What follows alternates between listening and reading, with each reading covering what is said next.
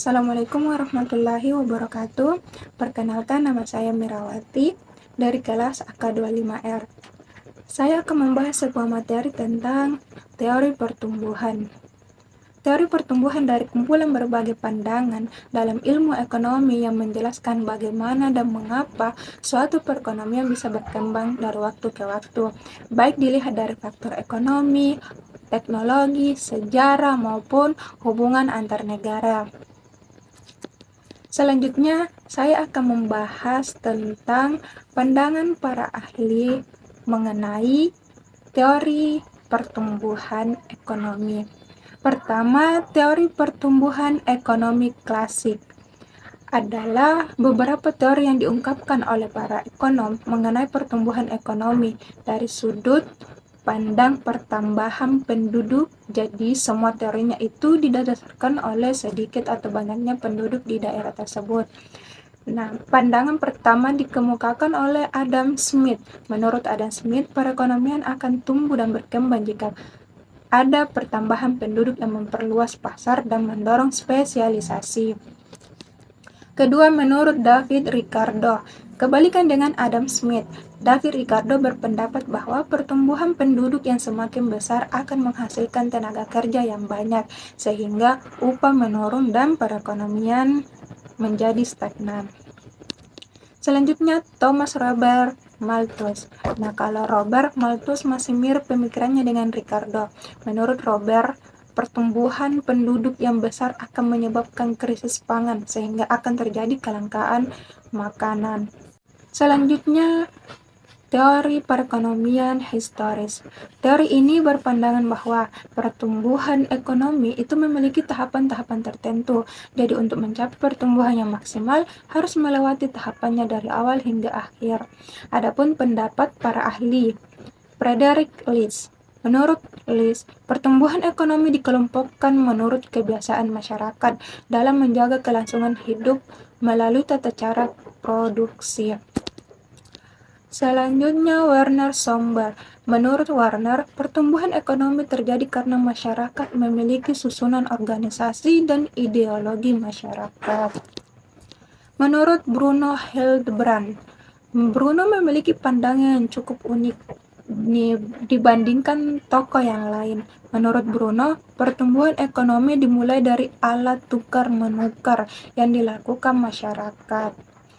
Biasa masa tukar menukar barang atau barter, terus masa tukar menukar dengan uang atau jual beli, dan masa tukar menukar dengan kredit. Menurut Karl Basser, terakhir, Basser mengungkapkan bahwa pertumbuhan ekonomi suatu negara didasarkan oleh hubungan konsumen dengan produsen. Selanjutnya, teori pertumbuhan Keynesian. Teori pertumbuhan Keynesian menurut Harold Domar, perlu adanya pembentukan modal atau investasi untuk mencapai pertumbuhan ekonomi yang teguh, steady growth. Semakin banyak modal, maka produksi barang dan jasa juga makin banyak. Jadi, jika menurut teori ini, ada syarat agar perekonomian negara dapat berkembang secara jangka panjang. Selanjutnya, teori pertumbuhan neoklasik. Teori pertumbuhan neoklasik dikembangkan oleh Robert M. Solow pada tahun 1956 dan T.W. Swan pada tahun 1956. Model Solow-Swan menggunakan unsur pertumbuhan penduduk, akumulasi kapital, kemajuan teknologi atau eksogen, dan besarnya output yang saling berinteraksi. Perbedaan utama dengan model Harold Domar adalah masuknya unsur kemajuan teknologi. Selain itu, Solow-Swan menggunakan model fungsi produksi yang memungkinkan adanya substitusi antar kapital dan tenaga kerja. Selanjutnya, teori pertumbuhan endogen. Pertumbuhan ekonomi endogen adalah model ekonomi yang mengoptimalkan potensi internal negara. Model ini mengutamakan sumber daya manusia dengan kekuatan ilmu pengetahuan, sumber daya alam, aset teknologi, dan kelembagaan. Selanjutnya, teori pertumbuhan Schumpeter. Menurut Schumpeter, pertumbuhan ekonomi sangat ditentukan oleh kemampuan kewirausahaan. Teori ini menekankan pada inovasi yang dilakukan oleh para pengusaha, yang mana kemajuan teknologi sangat ditentukan oleh jiwa kewirausahaan masyarakat yang mampu melihat peluang untuk membuka usaha baru maupun memperluas usaha yang telah ada. Dengan pembukaan usaha baru dan perluasan usaha, tersedia lapangan kerja tambahan untuk menyerap angkatan kerja yang bertambah setiap tahunnya. Selanjutnya, teori ketergantungan. Teori ketergantungan atau dikenal teori dependensi adalah salah satu teori yang melihat permasalahan pembangunan dari sudut negara dunia ketiga. Menurut Antonio dos Santos, dependensi atau ketergantungan adalah keadaan di mana kehidupan ekonomi negara-negara tertentu dipengaruhi oleh perkembangan dan ekspansi dari kehidupan ekonomi negara-negara lain, di mana negara-negara tertentu ini hanya berperan sebagai penerima akibat saja. Dos Santos mengemukakan 3 bentuk ketergantungan, yaitu pertama, ketergantungan kolonial.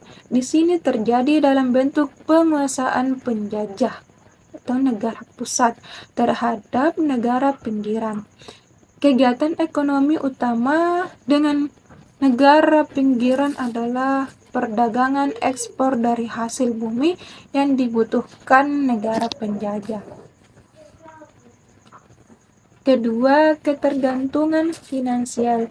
Di sini negara pinggiran secara politis merdeka, tetapi dalam kenyataannya negara pinggiran ini masih dikuasai oleh kekuatan-kekuatan finansial dari negara pusat. Seperti pada ketergantungan kolonial, negara pinggiran masih mengekspor bahan mentah bagi kebutuhan industri negara pusat. Ketiga, ketergantungan teknologi industrial.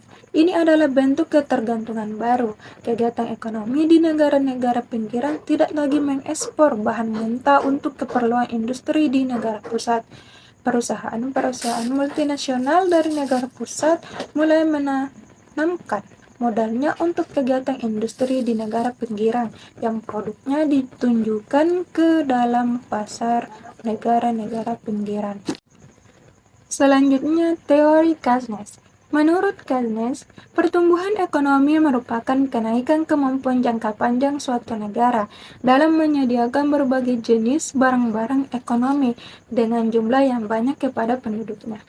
Keynes mengemukakan pertumbuhan ekonomi bisa dicapai oleh 3 faktor, yaitu faktor pertama adalah peningkatan persediaan barang yang terus-menerus, faktor kedua yaitu perkembangan teknologi, dan faktor ketiga adalah penggunaan teknologi secara efektif dan efisien.